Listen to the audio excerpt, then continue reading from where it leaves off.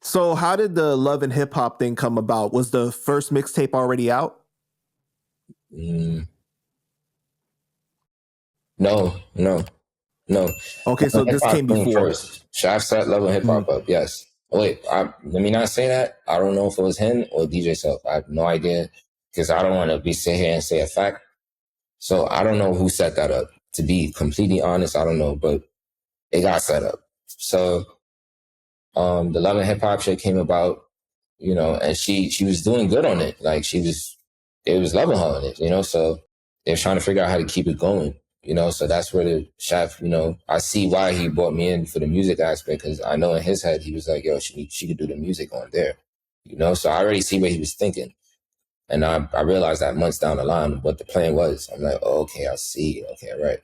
But yeah, Love and Hip Hop. But they had another plan originally, and that didn't go through, so they approached you to come on, right? Exactly. Like their plan originally, I would keep it. It was a situation with Self artists at the time. I forgot her name, man. Major. It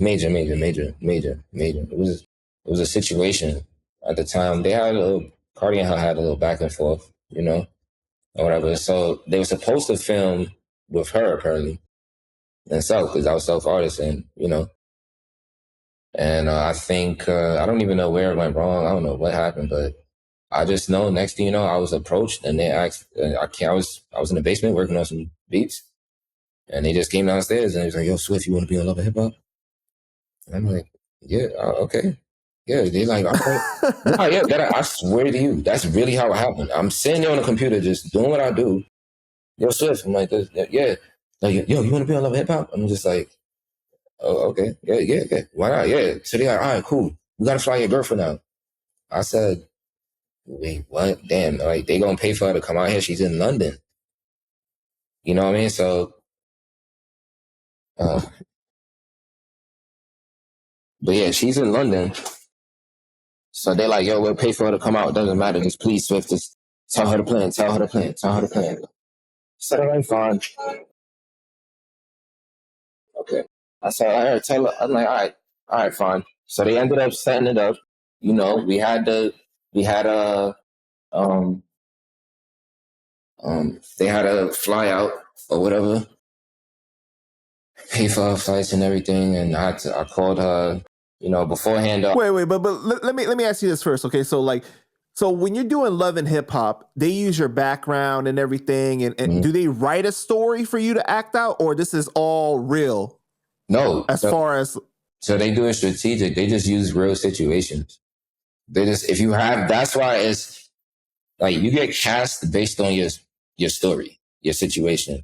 So they use the real situations that's going on, but anything left out, of course, they have to, or if it was happened at a later date, of course, they have to timestamp it, you know what I mean? And whatever. But besides that, they use real situations, Okay, so in the show, they put you in a love story with Cardi and everything. Were you guys having that kind of relationship off camera already? Well, no.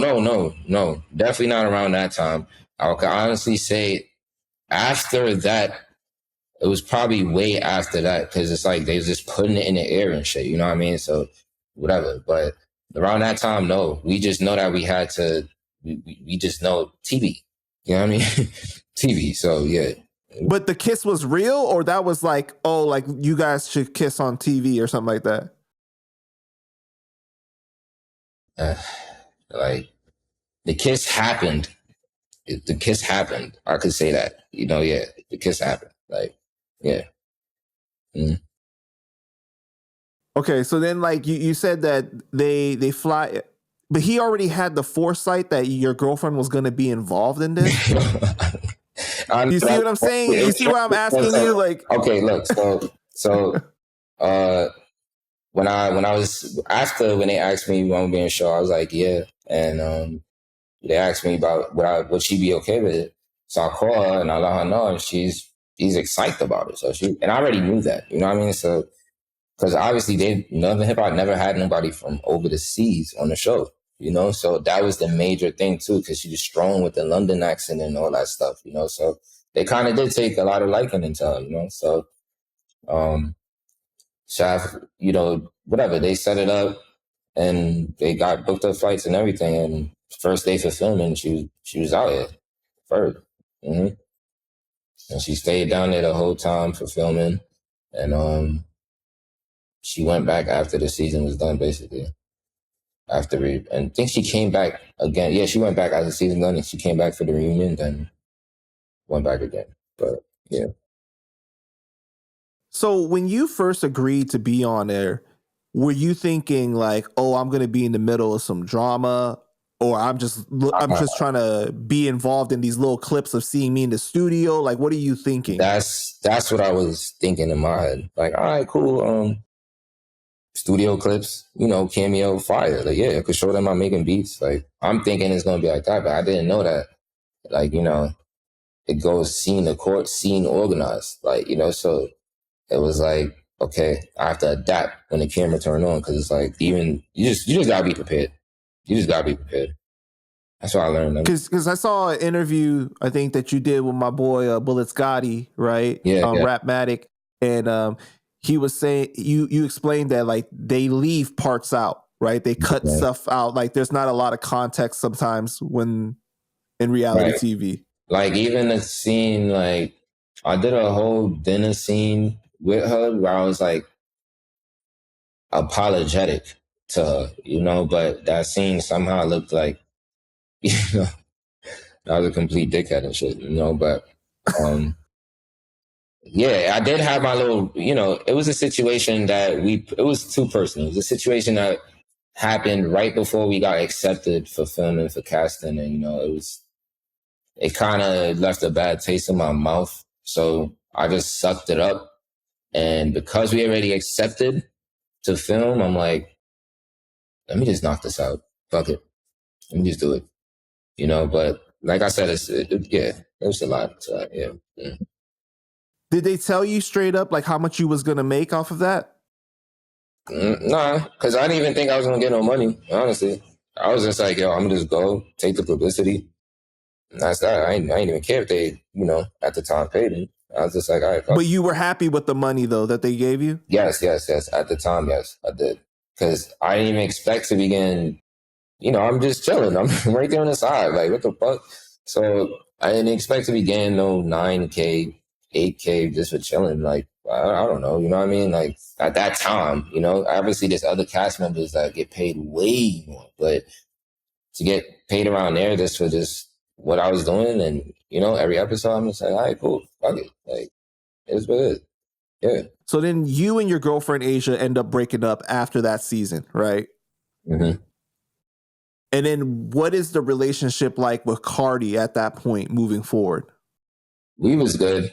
I ain't gonna lie. Our relationship got stronger after that, you know, or whatever. Cause I wasn't trying to put the whole cheating narrative out there. So it wasn't like, we wasn't really dealing, you know what I mean? Like that, you know what I mean? But after Asia. And I see you say that in every interview too. You making sure like that it's known that like the reason why you guys broke up wasn't because of Cardi. The reason why she broke up with her boyfriend wasn't because of you. There was other things. Nah, she ain't break up with her boyfriend because of me. I don't know. Right. Nah. Like I said, even if it was a little son, it's not. We was realistic about real life. You know what I mean? I was realistic. I was like, nah, come on. Let's be real. You feel me? But nah, we wasn't there with it. Niggas just really, I was just so focused on getting to the bag. I was just like, yo, I was so motivated seeing them make all the money from the bookings, and like I'm helping, mind you, it came to a point that sometimes they'll just have me count the money. You know what I mean? Like we counting money and shit. Like, you know what I mean? Yo, Shaq be like, yo, Swift, count this for me, man. He'll walk out. I'm here thumbing, counting money that's nothing to do with me, not mine. Obviously, you know what I mean? But I'm just little shit like that. You feel me? Just mad shit, bro. Mad shit. Yeah. So why were you only on Love and Hip Hop for one season? Was that your choice? Yeah. You didn't want to keep going? No, because at the time I did want to keep going, but because of the sourness that developed during the thing, it was like it would have made sense if I just wasn't in the right space to do that. I didn't even care about that at the time because everything else was going on. When I started learning of everything, you know, I didn't really care about that, honestly. Not gonna lie. Would you go back now if they asked you to? Yeah. I don't mind. I got 3 kids now. You know what I mean? My shorty, she's beautiful as fuck, mad pretty, you know what I mean? She a little baddie. She got a little badass friends and shit, you know what I mean? So we got a big ass little fucking wolf looking dog and shit. I'll get up on that shit now. You know what I mean? I wouldn't mind. Do you feel that it benefited you, or is there a stigma attached to it? Being on that show, I'm never going to downplay Love and Hip Hop. They did their big one with me. I'm not going to front. All the producers, they was nothing but nice to me.